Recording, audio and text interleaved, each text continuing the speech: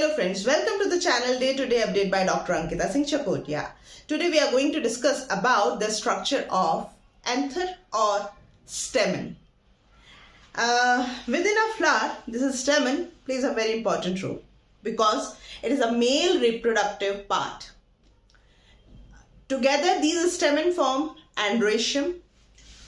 This androecium, that is the male reproductive part and flower in angiosperm plant.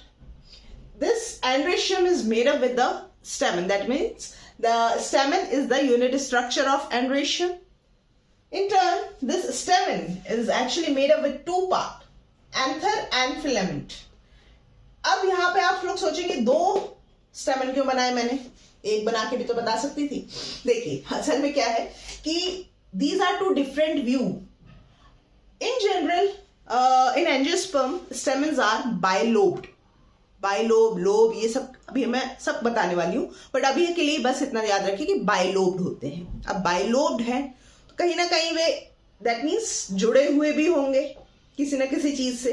ठीक है, ये दो lobe रहते हैं, ये नीचे फिलामेंट होता है और आपस में जब ये जुड़ते हैं तो एक कनेक्टिव टिश्यू के थ्रू जुड़ते हैं.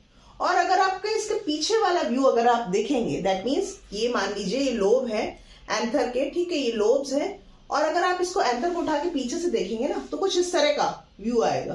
दैट मीन्स दिस व्यू आप जब स्टेम मेन जो स्टेम होती है ना प्लांट की, उसके अवे वाला होता है और कह लीजिए अपोजिट होता है. तो this view is called as abaxial view, जबकि इसके अपोजिट जो है आप सामने से देखेंगे तो लगेगा that view is called as adaxial view, और इस तरह का आपको देखने को मिलेगा नजारा.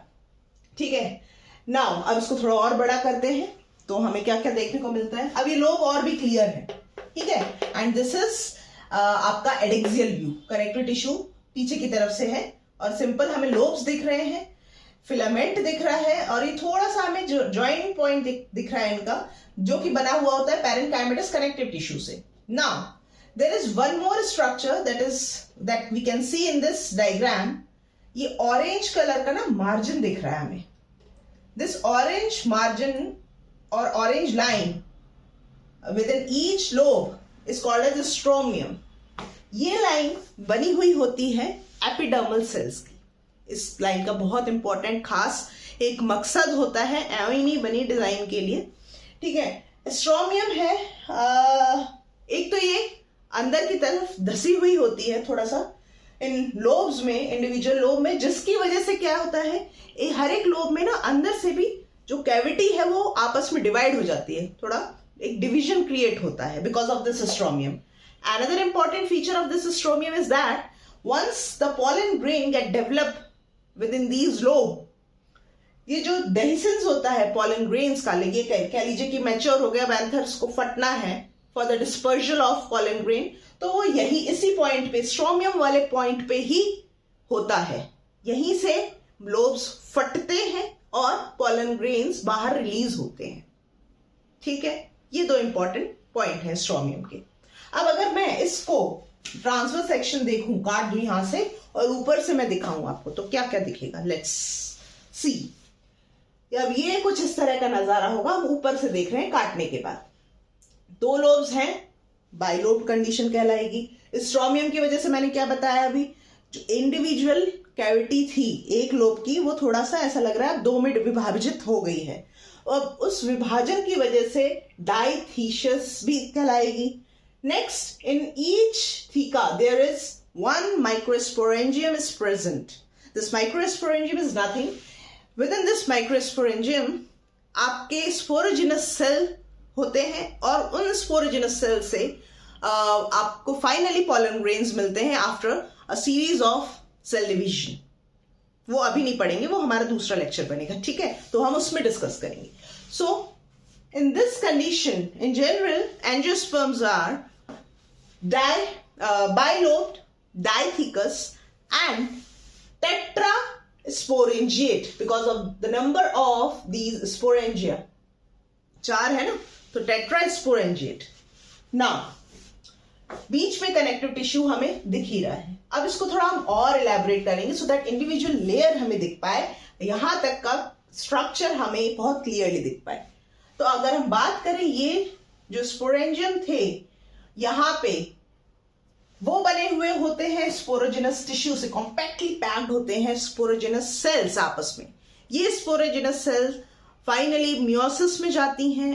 मियोसिस में जाने पर ये पॉलन ग्रेन बनाती हैं, और चूंकि इनकी वजह से पॉलन ग्रेन्स बन रहे हैं तो हम इन्हें कह सकते हैं पॉलन मदर सेल्स या माइक्रोस्पोर मदर सेल। ठीक है, एमएमसी और पीएमसी। जस्ट इनके नेक्स्ट बाहरी ये ऑरेंज कलर की जो लेयर है ना, ये होती है पेराइटल सेल की बनी हुई। पेराइटल सेल की एक लेयर इनके इर्द गिर्द रहती है। इसके जस्ट नेक्स्ट टेपेटम पाया जाता है। टेपेटम जो होती है ना, टेपेटम भी पेराइटल सेल से ही मिलके बनती है। ठीक है, वो क्या करती है, एक तो उसमें साइटोप्लाज्म बहुत डेंस रहता है, न्यूट्रिशन बहुत अच्छे खासे अमाउंट में रहता है, एंड नंबर ऑफ न्यूक्लियस भी थोड़ा ज्यादा ही होता है, 1 नहीं होता, 1 से ज्यादा होता है। तो इस टेपेटम का मेन काम है न्यूट्रिशन प्रोवाइड करना। किसको? जो स्पोरोजिनस टिश्यू है, जो स्पोरोजिनस सेल्स हैं जो डेवलप हो रही हैं for the formation of pollen grain, तो उसको न्यूट्रिशन प्रोवाइड करता है हमारा क्या? Tapetum. Tapetum is nothing, it's a kind of, कह लीजिए एक हॉस्टल में पाई जाने वाली कैंटीन है। ठीक है, तो इन बच्चों को खाना देती है।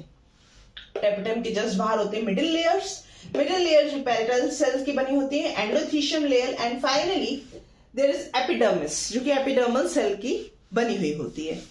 इन 3 का काम होता है प्रोटेक्शन प्रोवाइड करना इस माइक्रोस्पोरेंजियम को या सारी माइक्रोस्पोरेंजिया को। टेपेटम का काम है फूड नरिशमेंट प्रोवाइड करना, पेराइटल सेल का भी कहीं ना कहीं प्रोटेक्शन ही है, and finally the sporogenous tissue तो अपने आप में बनाएगा ही after meiosis and mitosis pollen grain. So this is the ultimate structure of an stamen, और कह लीजिए एंथर। और इंडिविजुअल पार्ट का क्या इंपॉर्टेंस है आपके पॉलन ग्रेन बनाने के लिए, वो सब इस लेक्चर में मैंने आप लोगों के साथ डिस्कस कर लिया है। आई होप ये लेक्चर अच्छा लगा हो तो please hit the like button, share this video with your friend, and please subscribe my channel. मिलते हैं आगे के लेक्चर्स के साथ में। Till then stay safe and stay blessed. Bye bye.